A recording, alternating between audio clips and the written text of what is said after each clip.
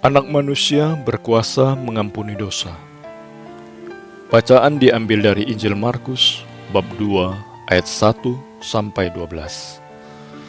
Kemudian sesudah lewat beberapa hari, waktu Yesus datang lagi ke Kapernaum, tersiarlah kabar bahwa ia ada di rumah. Maka datanglah orang-orang berkerumun sehingga tidak ada lagi tempat, bahkan di muka pintu pun tidak. Sementara ia memberitakan firman kepada mereka, ada orang-orang datang membawa kepadanya seorang lumpuh, digotong oleh 4 orang. Tetapi mereka tidak dapat membawa kepadanya, karena orang banyak itu. Lalu mereka membuka atap yang di atasnya. Sesudah terbuka, mereka menurunkan tilam, tempat orang lumpuh itu terbaring. Ketika Yesus melihat iman mereka, berkatalah ia kepada orang lumpuh itu, "Hai anakku, dosamu sudah diampuni." Tetapi di situ ada juga duduk beberapa ahli Taurat.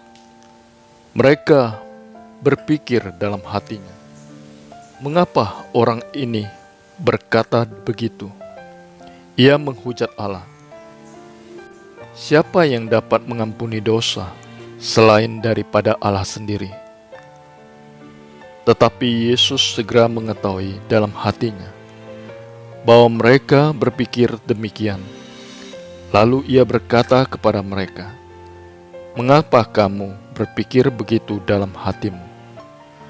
Manakah lebih mudah mengatakan kepada orang lumpuh ini, 'Dosamu sudah diampuni,' atau mengatakan, 'Bangunlah, angkatlah tilammu dan berjalan'? Tetapi supaya kamu tahu bahwa di dunia ini Anak Manusia berkuasa mengampuni dosa."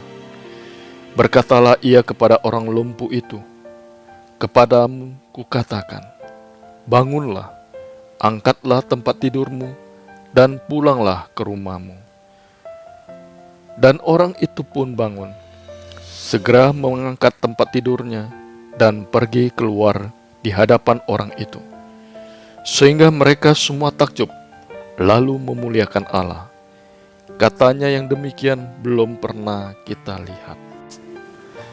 Dalam kisah ini, Yesus memperkenalkan diri secara tidak langsung sebagai anak manusia.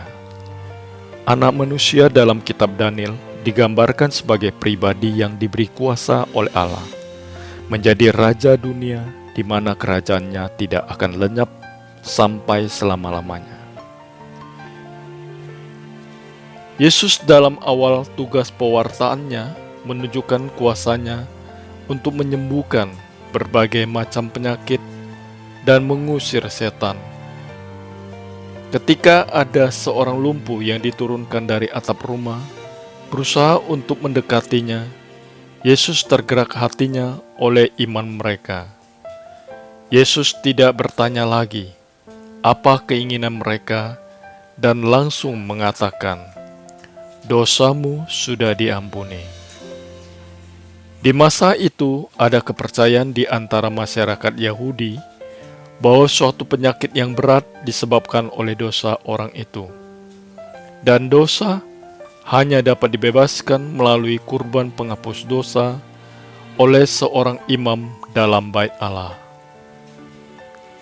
Dengan mengampuni dosa yang hanya dapat dilakukan Allah, para ahli Taurat menganggap perkataan Yesus secara tidak langsung menghujat Allah, dan menurut hukum Taurat, Yesus harus dihukum mati.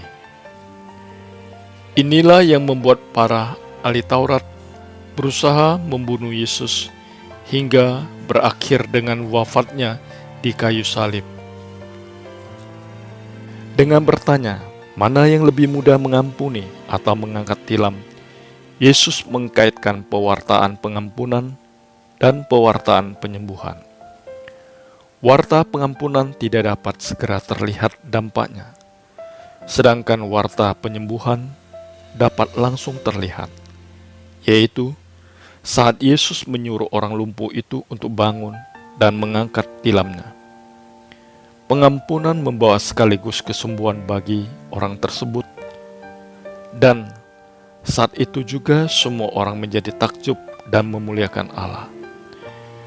Tindakan 4 orang menggotong kawannya yang lumpuh dengan susah payah datang kepada Yesus menunjukkan iman percaya mereka atas kuasa penyembuhan Yesus. Apakah iman kita sudah seperti iman orang yang lumpuh dan 4 orang kawannya yang berusaha hingga membongkar atap untuk dapat berada dekat dengan Yesus? Tuhan, ubahlah imanku yang seperti lumpuh dan tidak dapat mendekati-Mu, agar dapat menjadi seperti iman si lumpuh dan kawan-kawannya yang membawaku kepadamu.